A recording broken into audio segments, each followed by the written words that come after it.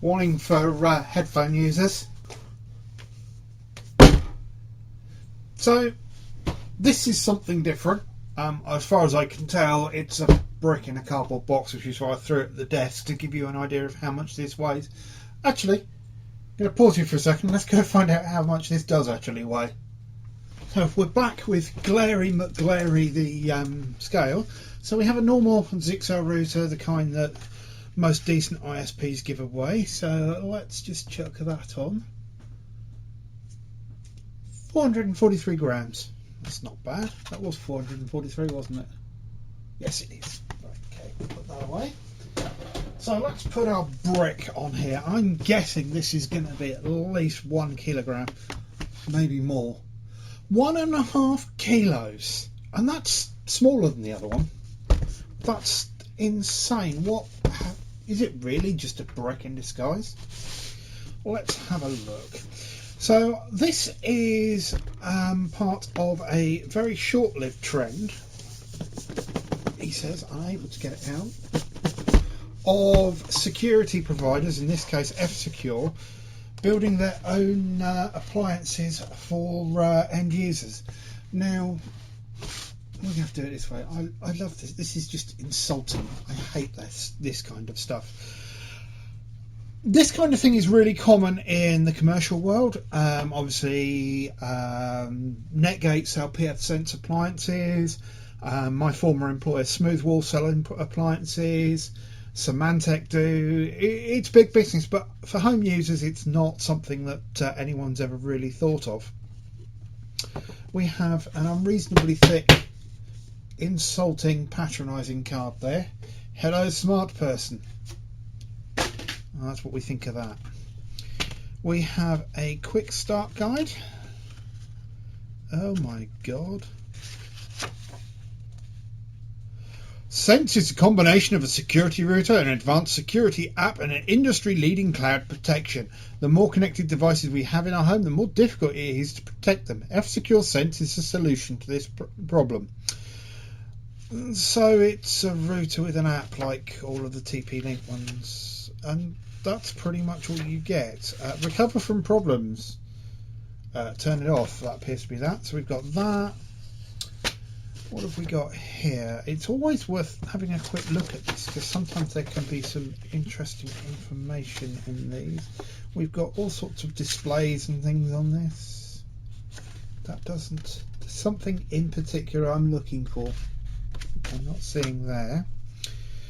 Regulatory information, frequency ranges. This uses Bluetooth and it does do 2.4 and 5. I'm still not necessarily finding what I was looking for. So they printed this in an awful lot of languages. What I was looking for was an open source statement. It's all very posh. I wonder how much you're actually paying for the box. That box still weighs a fair amount. I reckon the packaging... It's on the floor now.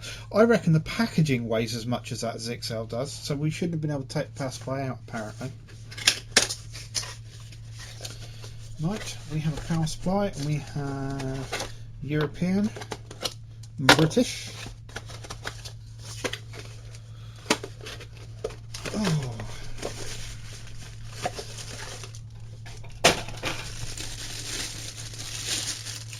And we have a MOSO AC adapter, 12 volt 2 amp. That's actually quite a nice bit of kit. So we will get ourselves a little power, because I'm going to plug this in. That's the devastated Viasat from the previous video.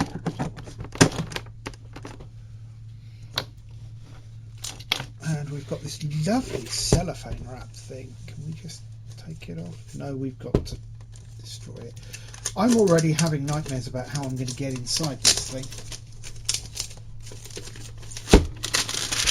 So much packaging for a router. So what's in here? Ugh! No! Flat network cables. Just say no. Really, flat network cables. Just don't do it. That can't conform to Cat 6 requirements, so don't use it. If you get one, throw it away. So what have we got on the back?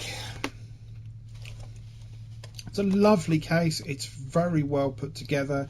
It's solid, and as I said, that worries me because we're going to absolutely destroy this getting in. It's very pretty. It's very Apple. Can I say that? Am I going to get sued now? So we have a WAN input. So this requires a modem of some kind before it. 3 LAN outputs, and I have no idea whether they're 10100 or gigabit. And we have a USB port, and then we have a 12-volt port. Oh! You can just see that. That's quite flickery. Why do we need that on a router? So that's a very thin plastic or an unreasonably bright display in there. Should we plug some network into it and see what it does? This is where my entire network is going to go down, isn't it? There we go. Plug that in there. So what does that mean?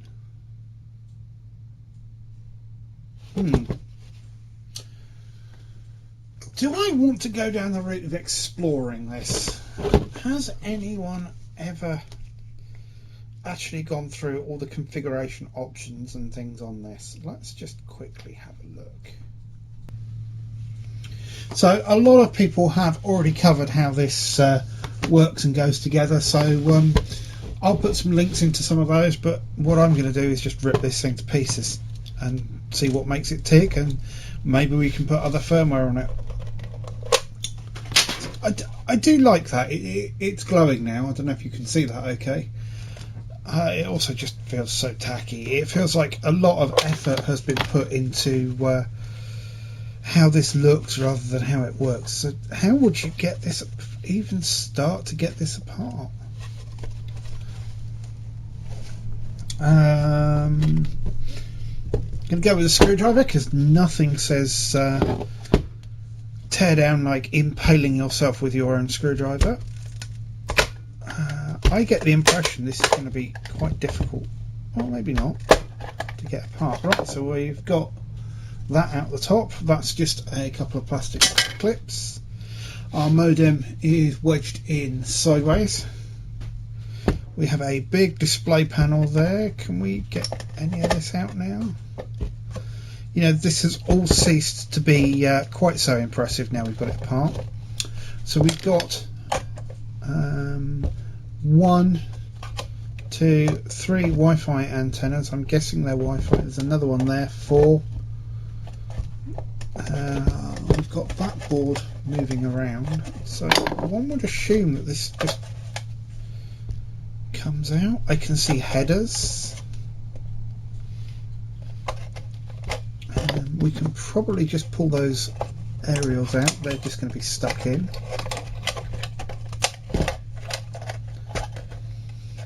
Oh, they're slotted in. Okay, so we didn't have to be quite so brutal with them. So yeah, some thought has been given to the design of this. So what we've got is there's just a little window there where the plastic doesn't cover. There we go, that's out. I don't know how that helps us, if it does at all. So we've got some displays, but that there, if you can possibly just sort of see, there's a window there where the plastic is drastically thinned down, and I think that's been... No, I'm not sure what that is. That feels like... Oh, you know what it is, and how they've got this lovely glossy finish. The inside of this is sprayed, and then they just quite simply haven't sprayed it where the display is. Oh, we need to get this apart some more, and I'm kind of at a loss as to how we might do that. We could go for the reset button. That seems unnecessarily violent again, but something went clunk.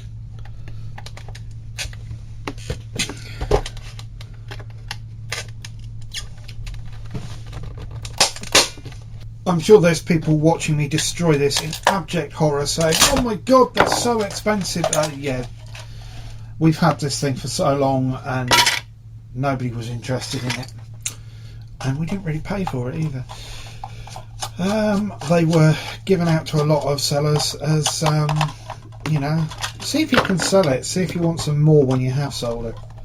So we've got some screws on the base here. Part of me wonders if we shouldn't have gone for these screws in the first place. Oh, that one is not coming out.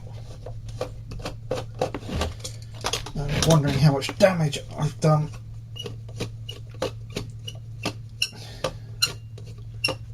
Why is it making that noise? Oh, I'm falling apart now. I have a feeling there is a big chunk of metal in the bottom of this, which is just... Oh, I've not seen that kind of behaviour for a while. You used to get mice where they put metal in the bottom. Yep. So where's the unfeasibly shiny scales?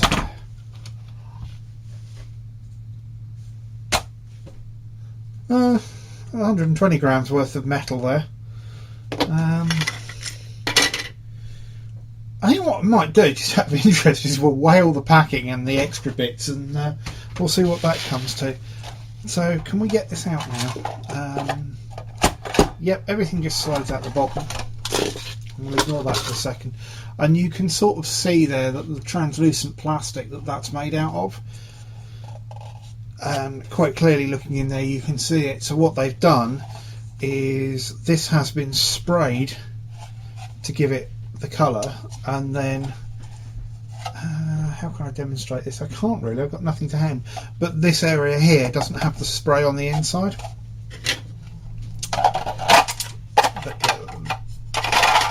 There is a lot of odd stuff going on here. Let's pop that over there. I'm sure F-Secure are going to get upset about this.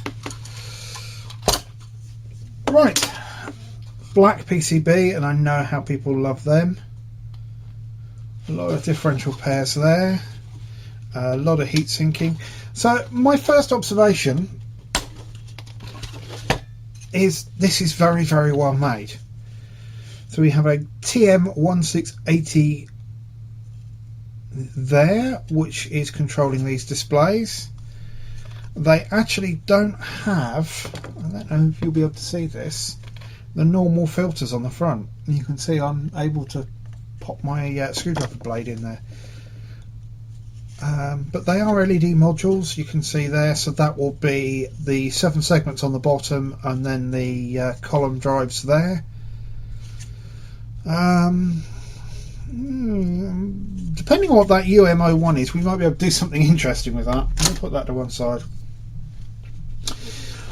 Right, nice to see, and you don't normally see it on consumer routers, but there's actually some effort being given to heat sinking. I'm just going to get rid of these Wi-Fi aerials, which have been Celasticed on. And once again, using my blunt pair of cutters to do so. So all I'm doing is just breaking the Celastic. I'm not actually trying to cut or break anything. That one's not going to come off so easy. That one we've already removed. That's off. And we'll get this one fairly quickly. And if I did want to reuse this for anything, I actually have normal connectors. That doesn't tell us what it is. I'm guessing these are all actually going to be the same.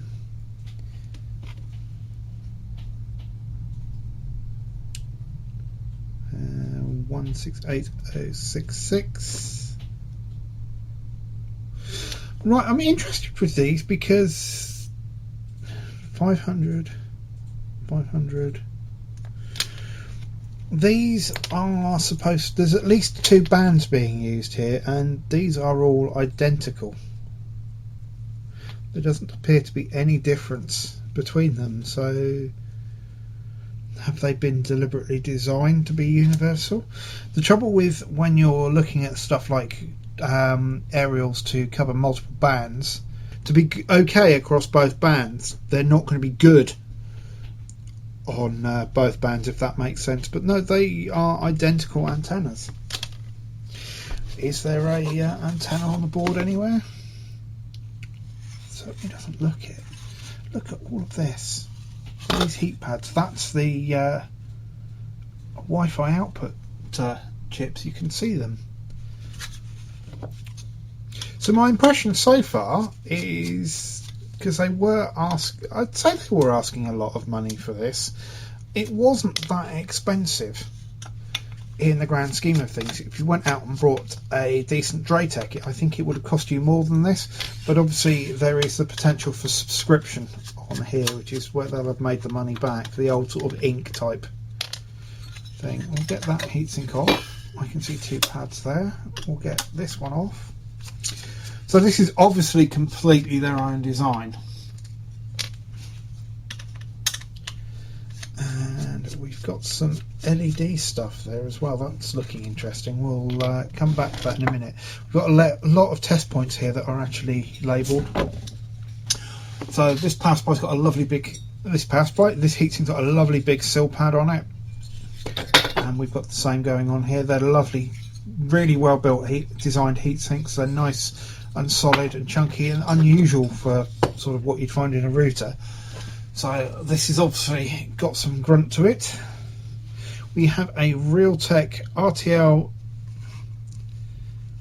can't quite read that, Realtek RTL 81980 there. We've got some flash, we've got some RAM, we've then got two more Realtek chips here, which will be the Wi-Fi. So okay, we're looking like this is entirely Realtek here. And we've got down here our isolation transformers for the Ethernet. There's not really a lot to say about this. So we're doing high-speed differential pairs over to these, so possibly PCI Express. We've got high-speed differential pairs there for the USB. So as you can see, or maybe you can't if that focuses, we've got a lot of test points here marked as to what they do. The interesting one for me down here is the LED. So we've got LED 3.3 volts, I2C clock, I2C data, and two GPIOs. Not quite sure what those would be, and an LED ground. So that is obviously, would that be the way they've done that? That implies that that connector is somehow a mirror of that. What have we got there? That's all test points for the USB 3. Oh, and unusually, I don't know if you can see that, we've got a UART port that's not only present, but it's actually labelled. So, I'm going to go away for a second and plug something into that UART port and see if anything comes out of it that's of interest. Probably should put the heatsinks back on first. Be right back. So I'm going to plug this in and talk over it. What I found doing this, I'm slightly concerned about. I will give them one tiny little bit of bonus, what's the word I want, kudos, for the fact that I've had to use a 7404 to invert the serial console to get this to work.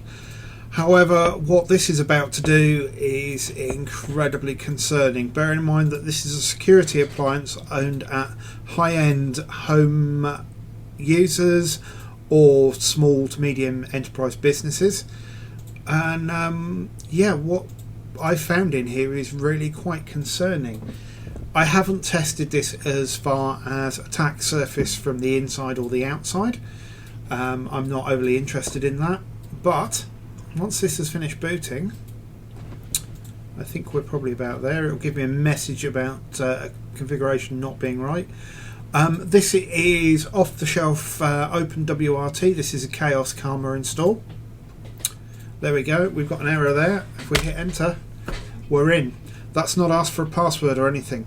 Now, we've done this kind of modification. We've done this kind of modification, put our own firmware on all sorts of hardware, but we've never ever been able to get straight in like this. We've had to use hacks to get into the user interface. We've had to mess around with U-boot. We've had to put jumpers in place and things like that. But I have never, even on some of the really nasty off-the-shelf stuff, gotten straight in without a password and a serial console. And I'm pretty sure... No, we don't have Who Am I there. But this is a root console. I can do everything I desire to do here. Everything is exposed and open for me. Now, not a great problem, except now if you think back to when I took it apart in the earlier part of the video, that top popped off and that serial connector was not only populated but visible and accessible from the top. This means I can open the box carefully.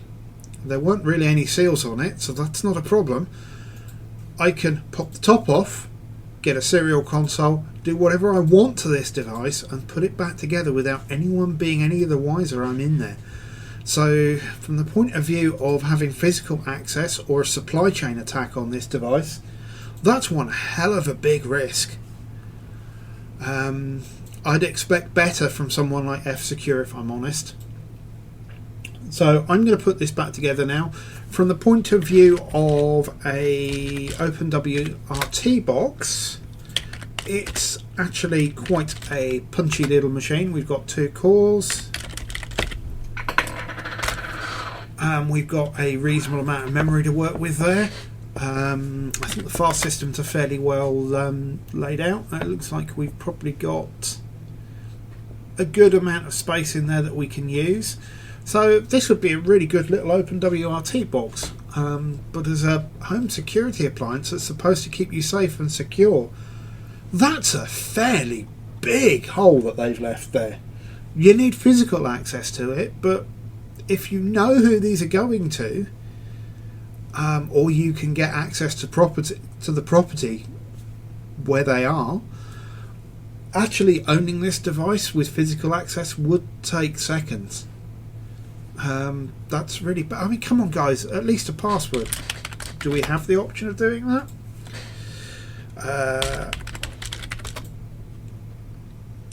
Let's just try something.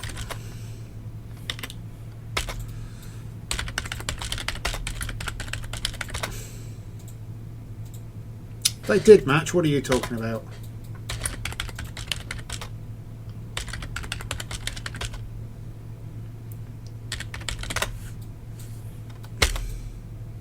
No, even setting a password doesn't stop the login. Oh dear. And that's quite an old version of OpenWRT as well. So yeah, security fail there, guys. Right, I'm going to go put this back together and I'm done with this one for today. I'm going to leave that UART connection there because I think we'll be coming back to this to see just what we can make this do. There's plenty of scope to use this as a VPN router or something like that. And I've not obviously looked at the web interface, so I don't quite know what's going on there, and it would be nice to have a poke around F-Secure software as well. Anyway, take care. Bye. So I decided to poke around just a little bit more, and we really do have full access to this. So I've got sys upgrade here so I can completely wipe the system. And just looking here at the contents of what's been installed with OPKG, and wow, there is a lot of stuff in here. There's a Mosquito server on here. I'm not quite sure why. Mosquito? We've got Sambra access on here. Yeah, and the USB ports work. They're mounted straight away. Interesting choice of locales here, but there you go. But yeah, I really do have full access to this as if it was something that I'd put together myself. Take care.